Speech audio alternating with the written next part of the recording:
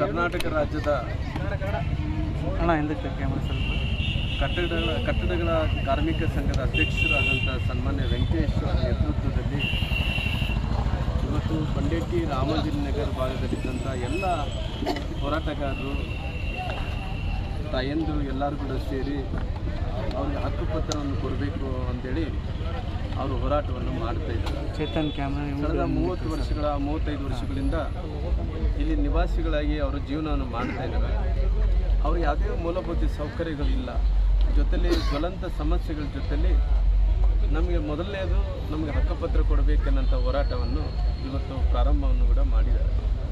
ಹಾಗಾಗಿ ನಾನು ಇವತ್ತು ಸರ್ಕಾರಕ್ಕೆ, ಯಾಕಂದರೆ ಇವತ್ತು ಬೆಳಗಾಂದಲ್ಲಿ ಅಧಿವೇಶನ ಆಗುವಂಥ ಸಂದರ್ಭದಲ್ಲಿ, ಯಾಕಂದರೆ ಇವತ್ತು ಬೆಳಗಾಂದಲ್ಲಿ ಉತ್ತರ ಕರ್ನಾಟಕ ಭಾಗದಲ್ಲಿ ಇವತ್ತು ಸುವರ್ಣಸೌಧ ಕಟ್ಟಿದಂಥ ಉದ್ದೇಶ ಇಷ್ಟೇ, ಈ ಉತ್ತರ ಕರ್ನಾಟಕ ಭಾಗದಲ್ಲಿದ್ದಂಥ ಸಮಸ್ಯೆಗಳ ಬಗ್ಗೆ ಚರ್ಚೆ ಆಗಲಿ ಅನ್ನೋಂಥ ಕಾರಣದಿಂದ ಇದು ಸಂಪ್ರದಾಯ ವಾಡಿಕೆಯಂತೆ ಪ್ರತಿ ವರ್ಷ ಕೂಡ ಇಲ್ಲಿ ಒಂದು ಸಾರಿ ಇಲ್ಲಿ ಮಾಡಬೇಕನ್ನಂಥ ವಾಡಿಕೆ ನಡ್ಕೊತ ಬಂದಿದೆ. ಆದರೆ ಸದನ ಇಷ್ಟು ದಿನಗಳಾಯಿತು ಕೇವಲ ಅವರಲ್ಲೇ ಜಗಳಗಳ ಮಾಡೋದ್ರ ಮೂಲಕ ಈ ಉತ್ತರ ಕರ್ನಾಟಕದ ಬಗ್ಗೆ ಯಾರೂ ಯೋಚನೆಯನ್ನು ಕೂಡ ಮಾಡ್ತಾಯಿಲ್ಲ, ಯಾರು ಕೂಡ ಇದ್ರ ಬಗ್ಗೆ ಚರ್ಚೆ ಕೂಡ ಮಾಡ್ತಾಯಿಲ್ಲ. ಬಹುಶಃ ನಾನು ಅಂದ್ಕೊಂಡಿದ್ದೆ ಈ ಉತ್ತರ ಕರ್ನಾಟಕದ ಬಗ್ಗೆ ಚರ್ಚೆ ಆಗುವಂಥ ಟೈಮಲ್ಲಿ ಇಲ್ಲಿದ್ದಂಥ ಜ್ವಲಂತ ಸಮಸ್ಯೆಗಳು ಇವತ್ತು ಈ ಭಾಗದಲ್ಲಿದ್ದಂಥ ತುಂಗಾ ಹಿಡ್ಕೊಂಡು ಘಟಪ್ರಭಾ, ಮಲಪ್ರಭಾ ಇವೆಲ್ಲನ ಹಿಡ್ಕೊಂಡು ಇಲ್ಲಿ ಚರ್ಚೆ ಆಗಬೇಕಾಯಿತು. ನೀರಾವರಿ ಯೋಜನೆಗಳು ಹಂಗಾಗಿ ಇವತ್ತು ಈ ಚರ್ಚೆಗಳು ಕೂಡ ಆಗ್ತಾ ಇಲ್ಲ ಅನ್ನೋಂಥದ್ದು ಕೂಡ ನಮಗೆಲ್ಲ ಒಂದು ಕಡೆ ನಾವು ಕೂಡ ಇದೆ. ಜೊತೆಲಿ ಇವತ್ತು ಹೋರಾಟಗಳು ಕೂಡ ಇವತ್ತು ಸಾಕಷ್ಟು ಕಡೆ ಇವತ್ತು ಈ ಪಟ್ಟಗಳು ವಿಚಾರ ಆಗಿರ್ಬೋದು, ಮೂಲಭೂತ ಸೌಕರ್ಯಗಳು ವಿಚಾರ ಆಗಿರ್ಬೋದು, ಶಿಕ್ಷಣ ವಿಚಾರದಲ್ಲಿ ಆಗಿರ್ಬೋದು, ನಂಜುಂಡಪ್ಪ ವರದಿ ಜಾರಿ ತರಬೇಕನ್ನೋ ವಿಚಾರ ಆಗಿರ್ಬೋದು, ಅದೇ ರೀತಿಯಲ್ಲಿ ಇವತ್ತು ಹೈದರಾಬಾದ್ ಕರ್ನಾಟಕದಲ್ಲಿದ್ದಂಥ ಏನು HKDB ಗ್ರ್ಯಾಂಟ್ಸ್ ಬಗ್ಗೆ ಆಗಿರ್ಬೋದು, ಇವತ್ತು ಯಾವುದೇ ವಿಚಾರ ಕೂಡ ಚರ್ಚೆ ಆಗ್ತಾಯಿಲ್ಲ.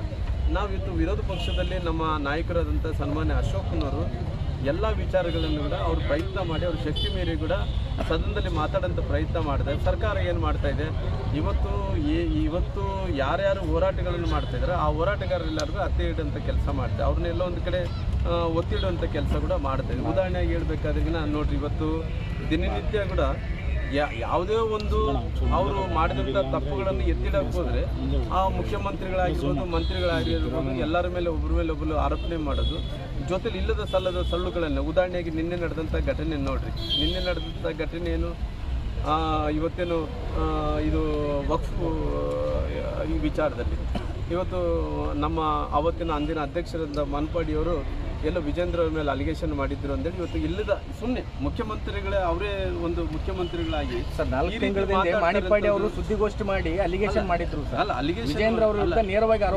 ಅಲಿಗೇಷನ್ ಮಾಡ್ತಾರಂತ ಅವತ್ತು ವಿಜೇಂದ್ರ ಅವ್ರ ಬಗ್ಗೆ ಅವರು ಹೇಳಿಲ್ಲ ಅಂತೇಳಿ ವಿಜೇಂದ್ರ ಅವ್ರ ಬಗ್ಗೆ ನೇರವಾಗಿ ಹೇಳಿದ್ರು. ವಿಡಿಯೋ ಅವ್ರು ನಿನ್ನೆ ಮಾತಾಡಿದಂತ ಮಾತಾಡ್ತಿದ್ದೀನಿ, ಹಳೆ ಕ್ಯಾಸೆಟ್ ಬಗ್ಗೆ ನಾನು ಮಾತಾಡ್ತಾ ಇಲ್ಲ.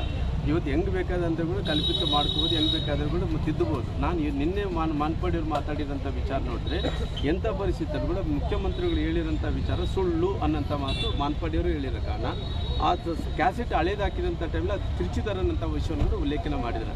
ಹಂಗಾಗಿ ಇವತ್ತು ವಿರೋಧ ಪಕ್ಷದಲ್ಲಿದ್ದಂಥ ಟೈಮಲ್ಲಿ ಹೋರಾಟಗಳು ಮಾಡೋಂಥ ಟೈಮಲ್ಲಿ ಮುಖ್ಯಮಂತ್ರಿಗಳು ಎಲ್ಲ ಒಂದು ಕಡೆ ಸದನ ನಡಿಬೇಕಾದ್ರೆ ಉತ್ತರ ಕರ್ನಾಟಕ ಆದ್ಯತೆಯನ್ನು ಕೊಡಬೇಕು, ಈ ಭಾಗದಲ್ಲಿದ್ದಂಥ ಸಮಸ್ಯೆಗಳನ್ನು ಪರಿಹಾರ ಮಾಡಿಕೊಡ್ಬೇಕಂತ ಪ್ರಯತ್ನ ಮಾಡಬೇಕಾಗಲಿ.